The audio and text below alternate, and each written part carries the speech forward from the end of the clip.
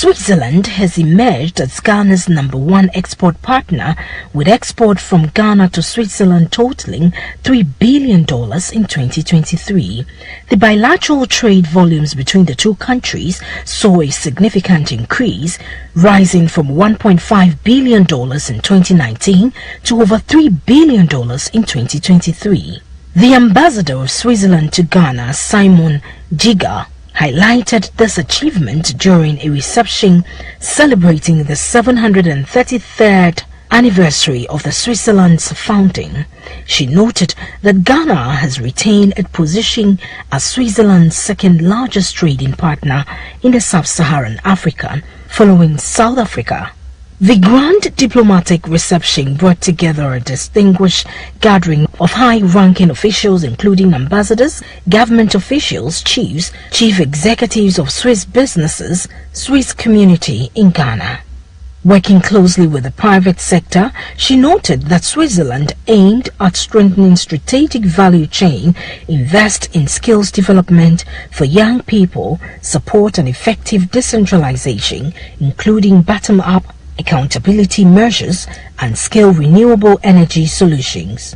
Meanwhile, the Minister of Roads and Highways, Mr. Francis Asenso-Boakye, who represented the government, said Ghana had established itself as a safe, secure and welcome home for foreign investors, businesses, expatriates and visitors who were making various contributions to the country's socio-economic development.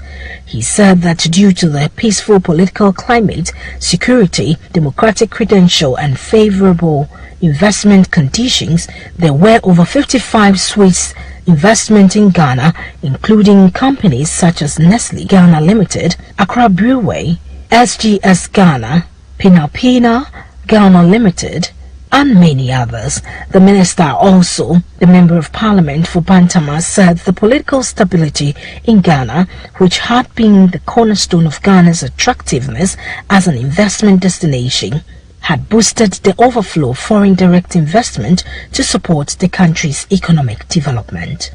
With the $3 billion trade volumes in 2023, he said it was gratifying to reiterate that Switzerland was one of the few countries with a trade balance in favor of Ghana and that it greatly valued its economic relations with Switzerland.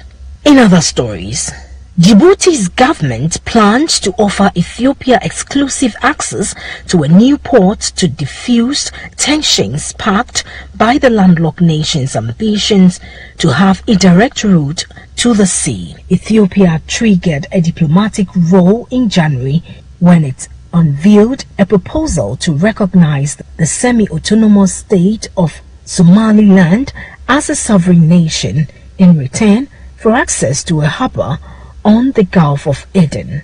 Somalia, which regarded Somaliland as part of its territory, opposed the plan, and relations between the two countries have deteriorated since then. Djibouti, which shares border with Ethiopia and Somaliland, is on the verge of proposing to Ethiopia an alternative route to the Gulf of Aden.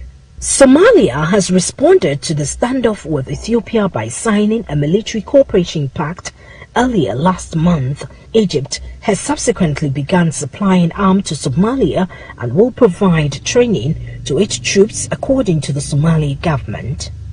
If you just joined us, you're listening to Maritime and Port News, coming to you live from the Kent City building at Medina.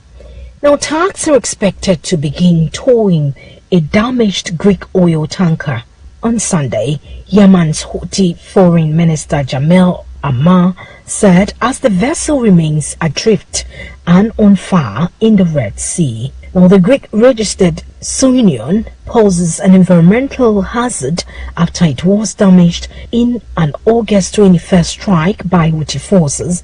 The tanker, which the Houthis and maritime sources have said has been wrecked with explosives, is laden with about 1 million barrels of crude oil. According to the Foreign Minister Jamel Ammar, tugboats are expected to arrive to begin towing the Sunion ship. The Houthis said on Wednesday they would allow salvage crews to tow the ship, which has been on fire since August 23rd to safety amid fears of potential slip of 150,000 tons of crude oil into the Red Sea. If a spill occurs, it has the potential to be among the largest from a ship in recorded history and could cause an environmental catastrophe in an area that is particularly dangerous to access. On this note, to wrap up this morning's edition of Maritime and Port News, proudly sponsored by the Ghana Shippers Authority. They provide you with the best knowledge shipping solutions. You can always contact them at the Shippers House in Accra. Join us for more news on Facebook, Instagram, or YouTube at Nanisi Boateng. My name is Nanisi Boateng. My producer, Kwekwa Boateng. Maritime and Port News is proudly sponsored by the Ghana Shippers Authority. Remember, they provide you with the best knowledge shipping solutions. Contact them at the Shippers House in Accra. That will be all for now. Bye-bye. CP, if you be here 3